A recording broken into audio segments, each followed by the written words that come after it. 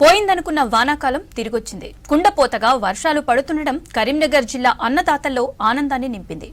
మరికొన్ని రోజులు వర్షాలు పడతాయని వాతావరణ శాఖ అధికారులు చెప్పడంతో ఈ ఏడాది బీడుగా వదిలేద్దామనుకున్న భూములను కూడా సాగు చేసేందుకు సిద్ధమవుతున్నారు రైతులు.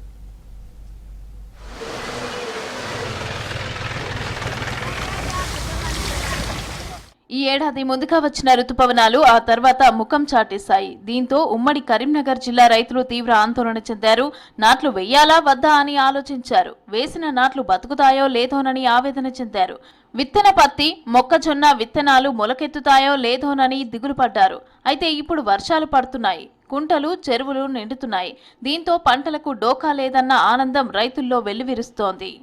ఉన్నటి వరకు ఈ వరి నార్లు ముదురుతున్నాయి, పొలాలు నాటు పడతాయో పడయో అనేది ఒక ఆందోళన ఉండే రైతులకు. నిన్న కురిసినటువంటి ఒక మోస్తరుగా వర్షం కురిసినందుకు ఇప్పుడు అన్ని ట్రాక్టర్లు దున్నుతున్నాయి. పొలాలు కూడా నాట్లు వేయడానికి సిద్ధమైనాయి. నీళ్లు పర్వాలేదు. ఇప్పుడు వర్షం పడపోతే ఇదంతా వారాలంటే వారపోవు. వర్షంతో కొద్దిగా నీళ్లు నిలిచినాయి, దున్నుతారు. ఉమ్మడి కరీంనగర్ జిల్లాలో వరితో పాటు పసుపు, మొక్కజొన్న, కూరగాయలు సాగు చేస్తారు. ప్రస్తుతం కురుస్తున్న వర్షాలు వాడిపోయిన పత్తి, మొక్కజొన్న పంటలకు మళ్లీ ఊపిరి పోసాయి. ముదిరిపోయిన వరి నార్లకు ప్రాణం వచ్చింది. బీడుగా వదిలేసిన పొలాల్లో రైతులు కొత్తగా నాట్లు వేస్తున్నారు. కూరగాయల సాగు ముమ్మరంగా సాగుతోంది.